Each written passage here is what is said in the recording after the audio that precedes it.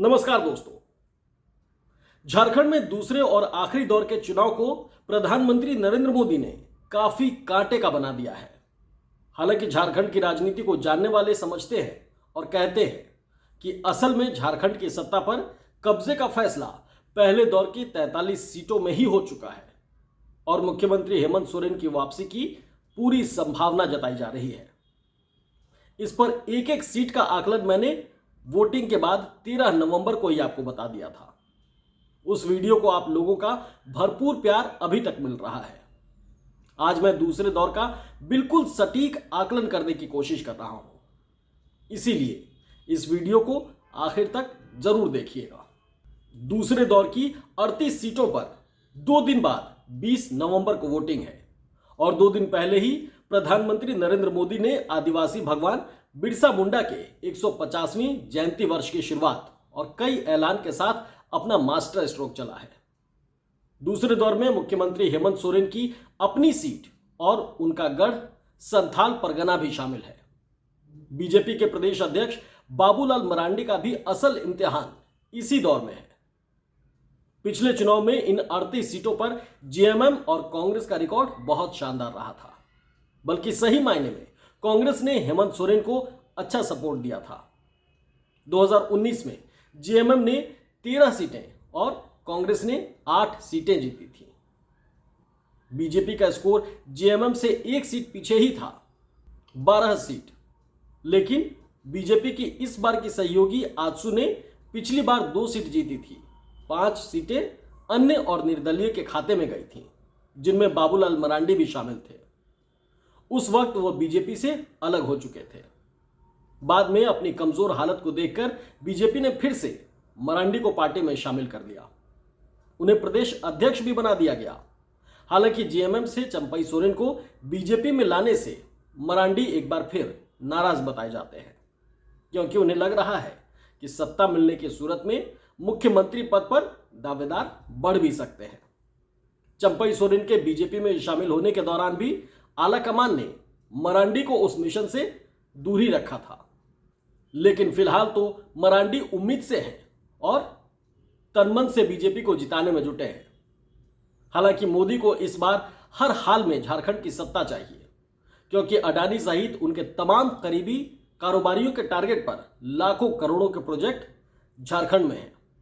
इसीलिए मोदी सिर्फ local leadership के सहारे नहीं है। प्रभारी बनाकर केंद्रीय कृषि मंत्री शिवराज सिंह चौहान और सह प्रभारी के तौर पर असम के मुख्यमंत्री फायर ब्रांड हिमंता बिस्वा शर्मा यहां लगातार डेरा डाले हुए हैं। करीब महीने भर से तो वो यहां हैं ही। और पहले दौर की वोटिंग के बाद के हालात से अलर्ट होकर नरेंद्र मोदी ने अपने चाणक्य अमित शाह को भी झारखंड रवाना कर दिया था। 43 सीटों के लिए हुई पहले दौर की वोटिंग में शहरों में सुस्ती दिखी थी, जो बीजेपी के इलाके माने जाते हैं, और गांवों में आदिवासियों और महिलाओं ने जमकर वोट डाले थे। इसके पीछे हेमंत सोरेन और उनकी पत्नी कल्पना सोरेन की मेहनत बताई जाती है। पहले दौर में मैंने जो आकलन आप लोगों को दिया था, उसमें भी जेएमएम की स्थिति काफी मजबूत निकलकर सामने आई थी। कांग्रेस जरूर पिछड़ती दिख रही है, लेकिन बीजेपी की किस्मत उन आधा दर्जन के करीब सीटों पर ही टिकी है जो फंसी हुई है। जहां कांटे की टक्कर है या फिर निर्दलीय वहां खेल बिगाड़ सकते हैं। दूसरे दौर की 38 सीटों में से बीजेपी मैक्सिमम सीटों पर लड़ रही है। 38 में से बीजेपी यहां 33 सीटों पर मुकाबले में है, जबकि जेएमएम सिर्फ 20 सीटों पर चुनाव लड़ रही है, बाकी उसके सहयोगी दल। जाहिर है कि बड़ा स्टेक बीजेपी का ही लगा है। उसका सहयोगी आजसू 5 सीटों पर है, तो जेएमएम की सहयोगी कांग्रेस 13 सीटों पर चुनाव लड़ रही है। इंडिया ब्लॉक में जेएमएम के साथ शामिल आरजेडी भी 2 सीट पर और सीपीआई माले 3 सीट पर चुनाव लड़ रही है। इन 38 सीटों में बीजेपी को लीड मिलने की गुंजाइश उन 11 सीटों में से कुछ सीटों पर ही है, जहां उसका प्रभाव या मतलब जहां उनका सीधा मुकाबला सीधे कांग्रेस के साथ है। कांग्रेस के बारे में कहा जाता है कि इस बार कैंडिडेट चुनने में उसने काफी लापरवाही बरती है, जिसका फायदा कुछ सीटों पर बीजेपी को भी मिल सकता है। 17 सीटों पर बीजेपी की सीधी जो फाइट है वो जेएमएम से है और वहां हेमंत सोरेन और कल्पना सोरेन ने पूरी ताकत झोंक रखी है। वैसे भी संथाल परगना शिबू सोरेन और मुख्यमंत्री हेमंत सोरेन का गढ़ ही है। हेमंत सोरेन खुद भी इसी जनजाति से आते हैं और उनकी बहरेट सीट भी संथाल परगना में ही आती है। जिस तरह बीजेपी ने पहले दौर में जेएमएम के गढ़ कोल्हान परगना में काउंटर के लिए चंपई सोरेन को अपने पाले में किया है, उसी तरह दूसरे दौर में संथाल परगना में काउंटर के लिए भी बीजेपी ने हेमंत सोरेन के घर में सेंधबारी की है, सेंध लगाई है। हेमंत सोरेन की भाभी और शिबू सोरेन के बड़े बेटे की पत्नी सीता सोरेन और सिद्धो कान्हू के वंशज मंडल मुर्मू के जरिए बीजेपी यहां जेएमएम को काउंटर करने की रणनीति चल रही है। ये मंडल मुर्मू वही हैं जो हेमंत सोरेन के नॉमिनेशन में उनके प्रस्तावक हैं, जिन्हें सत्ता के साम दाम दंड भेद को आजमा कर बीजेपी अपने पाले में लेकर आ गई है। संथाल इलाके में बांग्लादेशी शरणार्थियों और रोटी बेटी का मुद्दा भी बीजेपी का बड़ा आसरा है। कानून बनाकर आदिवासी महिलाओं को उनकी जमीन लौटाने का वादा बीजेपी के संकल्प पत्र में भी शामिल है। दूसरे दौर की 3 सीट पर आजसू बनाम जेएमएम की लड़ाई है, तो 3 सीट पर माले की लड़ाई भी बीजेपी से है। आजसू और माले दोनों ही स्थानीय स्तर पर मजबूत बताए जा रहे हैं। आरजेडी का दोनों ही सीट पर मुकाबला बीजेपी के साथ है, जहां एक एक सीट पर दोनों पार्टियां भारी दिखाई पड़ रही हैं। मतलब एक सीट आरजेडी के खाते में जा सकती है और दूसरी सीट बीजेपी के खाते में जा सकती है, ऐसा अनुमान जताया जा रहा है। इस दौर में 3 सीटों डुमरी, बेरमो और सिल्ली विधानसभा सीट पर जयराम महतो की पार्टी झारखंड लोकतांत्रिक क्रांतिकारी मोर्चा भी मजबूत स्थिति में उतरा है। डुमरी और बेरमो में तो पार्टी के मुखिया जयराम महतो खुद ही मैदान में हैं। जयराम महतो और उनके मोर्चे के बारे में मैं आपको आगे डिटेल में बताऊंगा जब उनकी सीटों का आकलन करूंगा। सिल्ली में देवेंद्र नाथ महतो चुनाव मैदान में है। लोकसभा चुनाव में भी दोनों ने अपनी ताकत का एहसास करा दिया था। इस बार 2 सीट पर ये लोग बाजी पलट भी सकते हैं। संथाल इलाके में बीजेपी को अपने हिंदुत्व के एजेंडे और मोदी के नए एक है तो सेफ है से सबसे ज्यादा उम्मीद है, क्योंकि पिछली बार इन इलाकों से बीजेपी को करीब 36% वोट मिले थे और इंडिया ब्लॉक को 40% यानी 4% ज्यादा। अपने एजेंडे और नारे के साथ बीजेपी इस 4% वोट के गैप को भी यहां भरना चाहती है और आगे भी उससे निकलना चाहती है। इसीलिए बिरसा मुंडा जयंती का बूस्टर से भी बीजेपी बहुत ज्यादा उम्मीदें लगा बैठी है। अभी बिरसा मुंडा की जो जयंती थी उसी पर जो बीजेपी ने कार्यक्रम किया था उसको लेकर। लेकिन संथाल इलाके में 23% एक मुश्त मुस्लिम वोट है जो इंडिया ब्लॉक का हिस्सा माने जाते हैं। 23% जनजाति और 8% अनुसूचित जाति के वोट में बीजेपी कितनी सेंध लगा पाएगी वही बीजेपी की उम्मीद बढ़ा पाएगा। लेकिन 28% का अनुसूचित जनजाति का एक मुश्त बड़ा चंक हेमंत सोरेन को छोड़कर बीजेपी के पाले में चला जाएगा। इसकी संभावना कम है, बीजेपी को लग रहा है, लेकिन इसकी संभावना कम है। वैसे भी अपने गढ़ में हेमंत सोरेन का आदिवासी अस्मिता का मुद्दा उन्हें काफी आगे रख सकता है। अपने बीच के आदिवासी मुख्यमंत्री हेमंत सोरेन को जेल भिजवाने का जो दाग बीजेपी के दामन पर लगा है और जिसे लेकर हेमंत सोरेन काफी इमोशनल भी रहते हैं, उस दाग को वोटर नजरअंदाज करेगा, इसकी गुंजाइश बहुत कम है। महिलाओं के बीच कल्पना सोरेन की दमदार पकड़ और उनके बोलने की कला यहां जेएमएम को आगे लेकर जा रही है, बढ़त दिखा रही है। इससे शायद इस बात का एहसास नरेंद्र मोदी को भी है और इसीलिए पहले दौर की वोटिंग खत्म होते ही अमित शाह आगे की रणनीति बनाने देवघर पहुंच गए थे।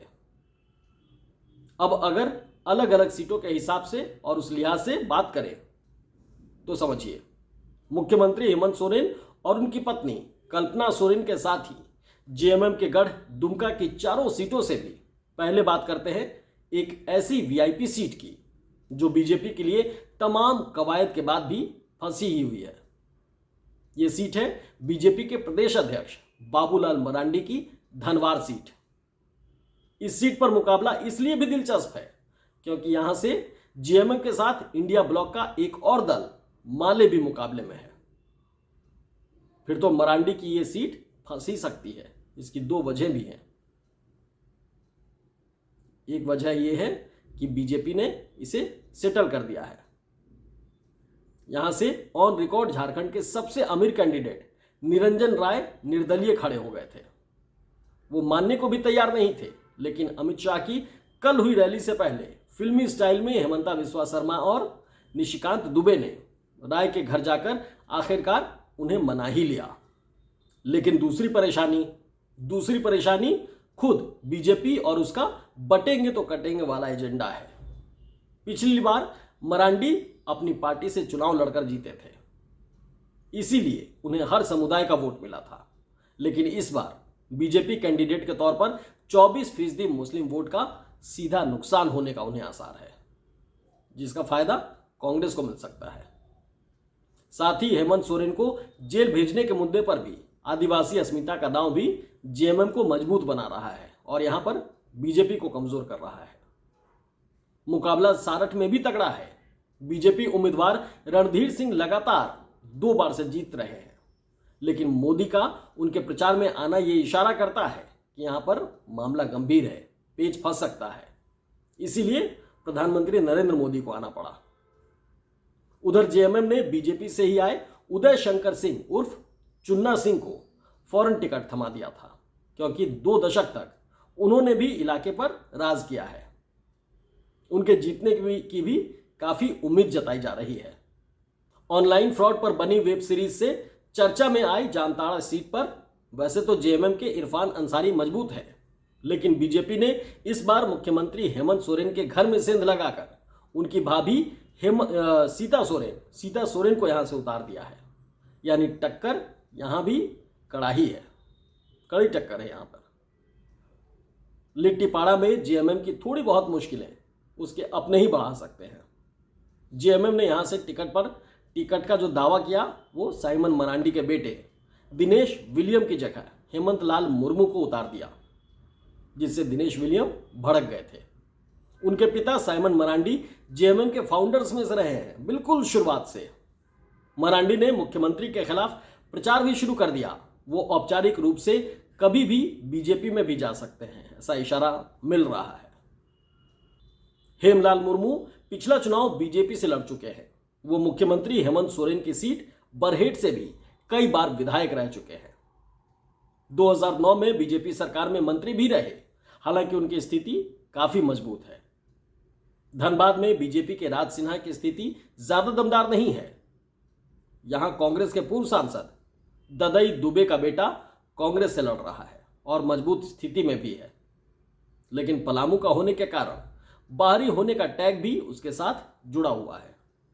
लोग बता रहे हैं कि वो बाहरी है। इसे लेकर बीजेपी अपनी उम्मीद देख रही है, लेकिन यह सीट कांग्रेस को मिल सकती है।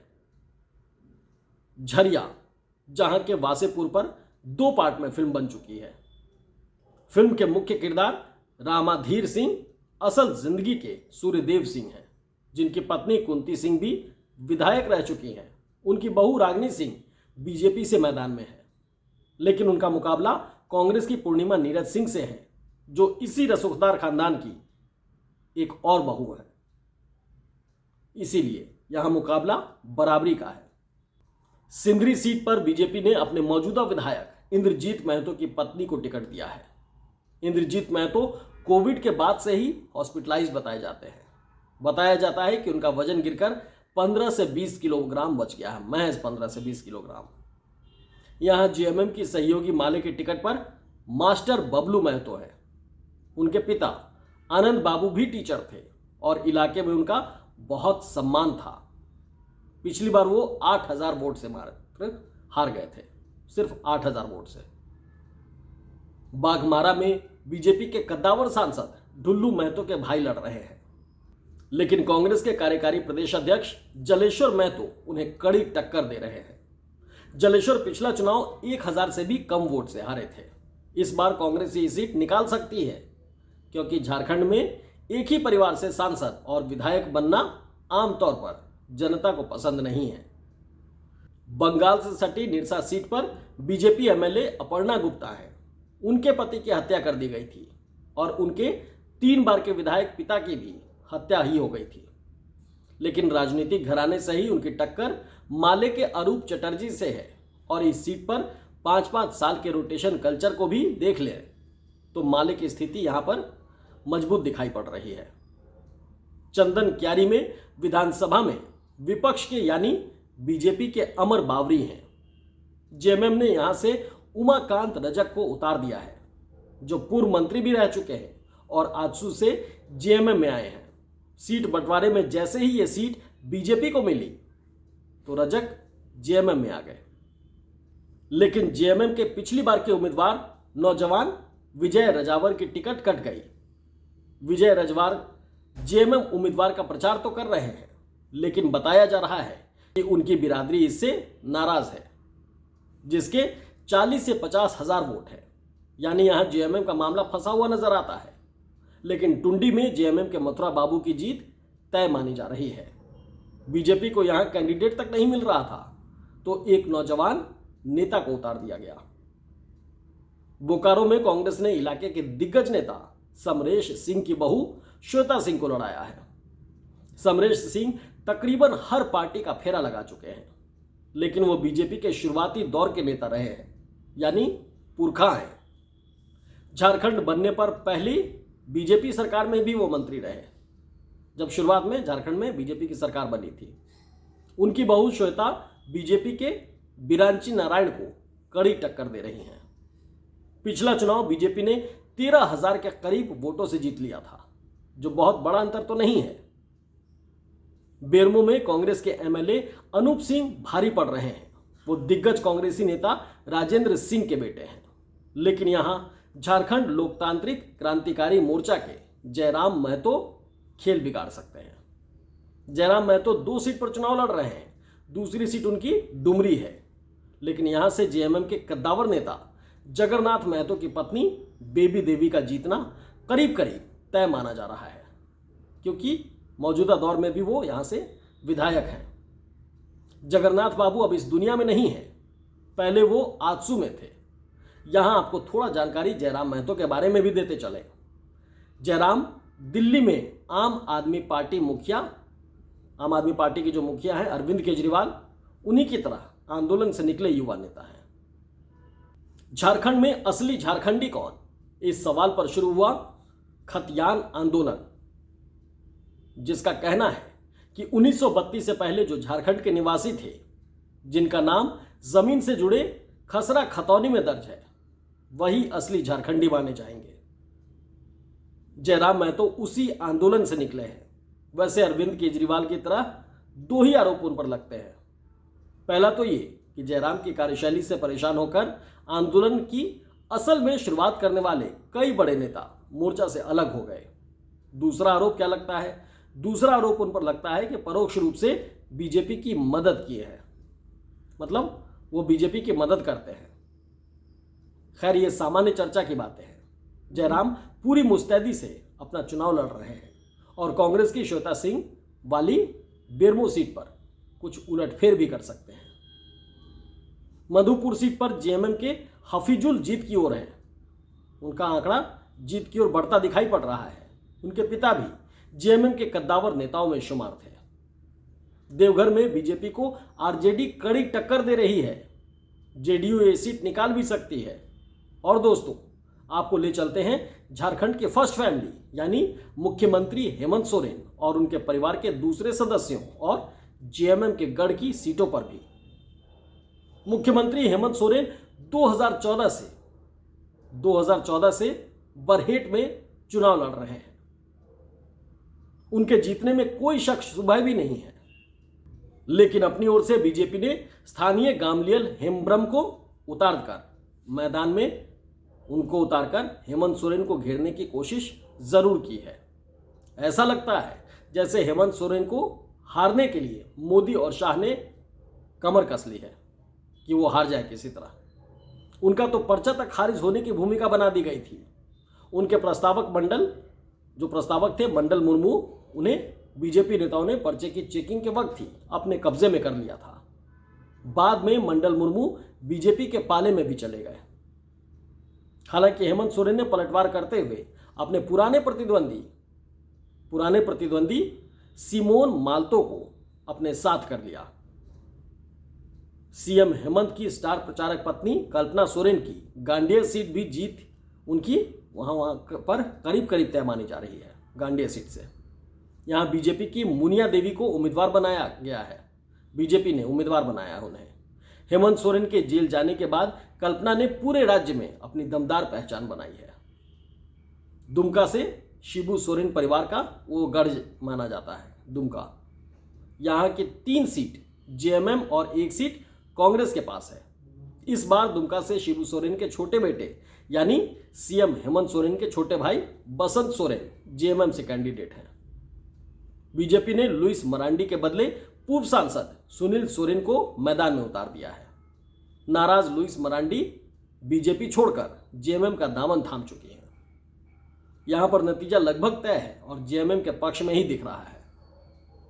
शिकारीपाड़ा में जेएमएम ने लगातार 7 बार विधायक रहे वर्तमान सांसद नलिन सोरेन के पुत्र आलोक सोरेन पर अपना दांव खेला है। बीजेपी ने पिछली बार की तरह परितोष सोरेन को उतारा है। यहां भी पलड़ा जेएमएम का ही भारी है। लेकिन एक ही घर से सांसद और विधायक से लेकर जनता की जो सोच रखते हैं उसे लेकर बीजेपी थोड़ा उम्मीद किए हुए है। जामा विधानसभा सीट पर जेएमएम ने इस बार अपना सिपाही बदल दिया है और बीजेपी छोड़ जेएमएम में शामिल हुई डॉक्टर लुइस मरांडी को मैदान में उतारा है। बीजेपी ने तीसरी बार सुरेश पर दांव खेला है। जेएमएम अपना ये किला भी बचा सकती है। ये सोरेन परिवार की पुश्तैनी सीट बताई जाती है। यहां से जेएमएम सुप्रीमो शिबू सोरेन, उनके बड़े पुत्र दुर्गा सोरेन और उनकी बहू सीता सोरेन विधायक भी रह चुकी है। सीता सोरेन अब बीजेपी में है और जामताड़ा से चुनाव लड़ रही हैं। जरमुंडी में कांग्रेस और बीजेपी के बीच सीधा मुकाबला है, सीधी टक्कर है। कांग्रेस ने वर्तमान विधायक और पूर्व मंत्री बादल पत्रलेख को तीसरी बार मैदान में उतारा है और बीजेपी ने भी देवेंद्र कुंवर को तीसरी बार मैदान में उतारा है। तो कुल मिलाकर दूसरे दौर में मुकाबला पिछली बार की तरह ही नजर आ रहा है। लेकिन बीजेपी को लुइस मरांडी की नाराजगी से 1 सीट का नुकसान भी दिखाई पड़ रहा है। कांग्रेस को 2 से 3 सीट का नुकसान दिख रहा है। जेएमएम अपनी पोजीशन पर ही दिख रही है। यानी 38 सीटों की टैली में इस बार भी ज्यादा बड़े बदलाव होने के आसार नहीं दिखाई पड़ रहे हैं। लेकिन इस बार मोदी और शाह ने जैसी घेराबंदी की है उसे देखते हुए और जेएमएम और कांग्रेस सिस्टम के दुरुपयोग पर जो उसको लेकर लगातार वो आरोप लगा रहे हैं उसे देखते हुए मुकाबला तो 1-1 सीट का बन चुका है, जिसकी असली तस्वीर 23 नवंबर को नतीजों के साथ ही सामने आएगी। हमारा ये वीडियो कैसा लगा, हमारा ये विश्लेषण आपको कैसा लगा, आप हमें कमेंट बॉक्स में ज़रूर से बताइएगा। साथ ही हर विश्लेषण वाली खबरों के लिए आपको एक्सक्लूसिव खबर को लाइक और सब्सक्राइब कर लेना है। बहुत बहुत धन्यवाद।